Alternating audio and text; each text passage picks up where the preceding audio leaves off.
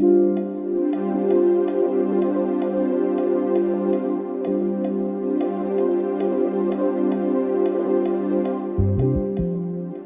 is life.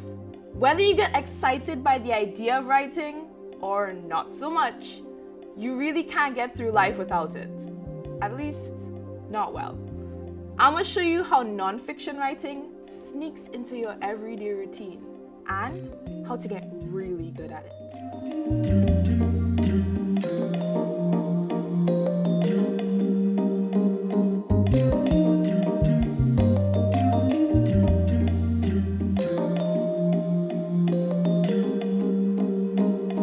If you think that descriptive writing is reserved for fiction, you'd be wrong.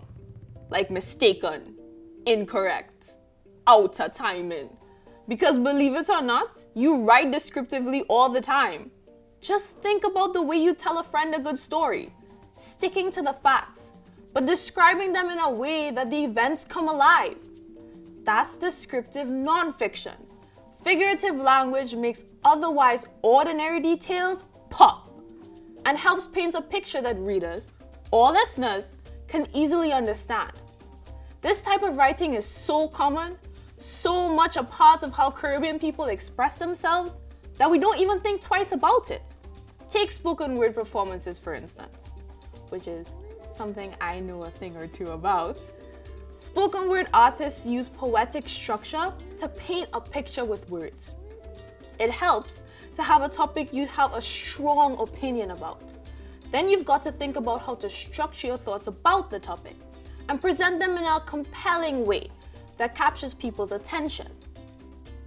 What's cool about spoken word, which is probably why a lot of young people are attracted to it, is that there aren't really any rules, especially when it comes to form.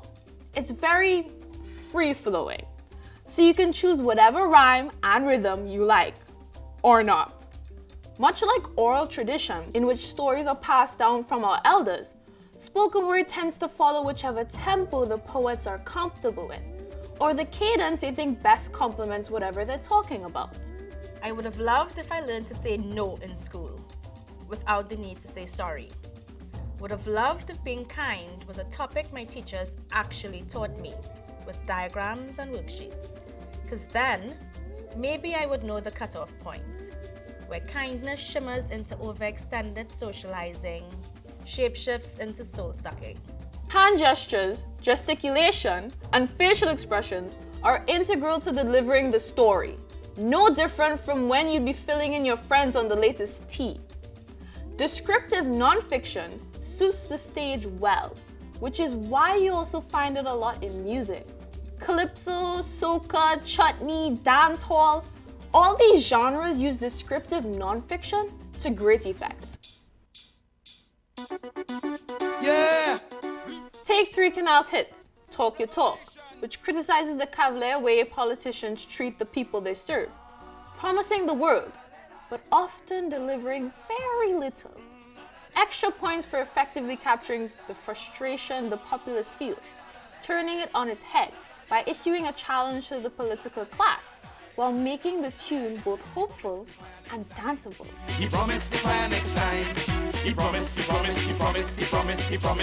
next time. The lyrics just hit you in the gut. Three Canal relies heavily on metaphoric language to evoke that feeling of inequity, which really can't be described in any other way. If you know, you know, right? Of course, descriptive nonfiction can also feel more literary in nature. Nobel Prize-winning author V.S. Naipaul is widely celebrated for his novels, but he also wrote nonfiction.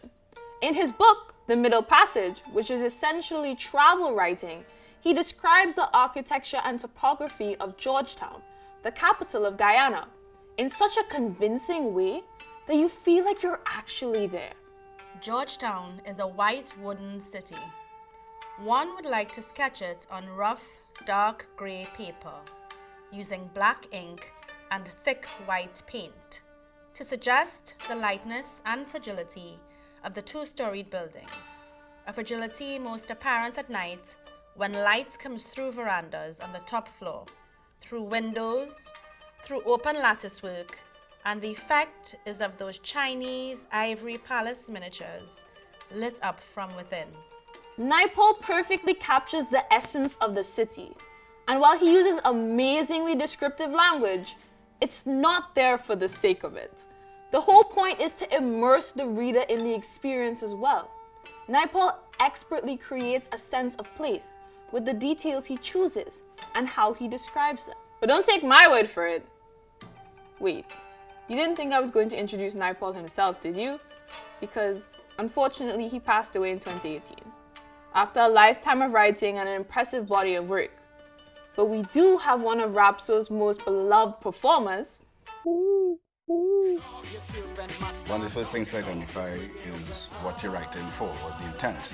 And in this case, let's say Talk It Talk, it's a song. And one of the things we learned fairly early is that a song requires that you have to take big ideas that you may want to express and find as compact a way as expressing them. Less is more. And how do you get more with less? So one of the things that we use is big language. Promise the fire next time. Biblical quotations, who dead badly wounded, colloquial expressions, right?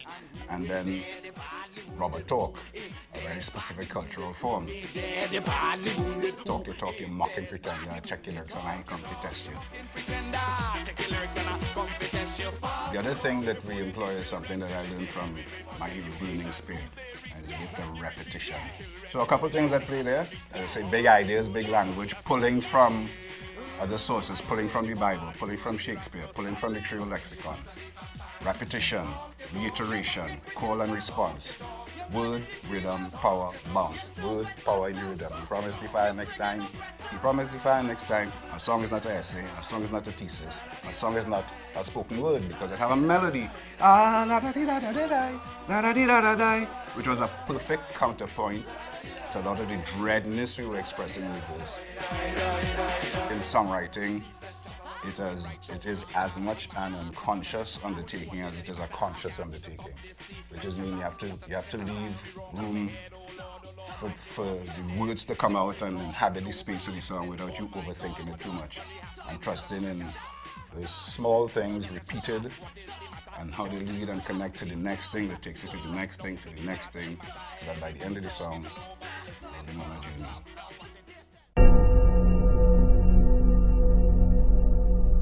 Think you could give today's superstars some competition? Try writing your own soca hit, or even a spoken word poem. Pick a topic you're passionate about, structure it around the message you want to send, and make factual information stand out by using rhythm, rhyme, and sensory language. Go for it!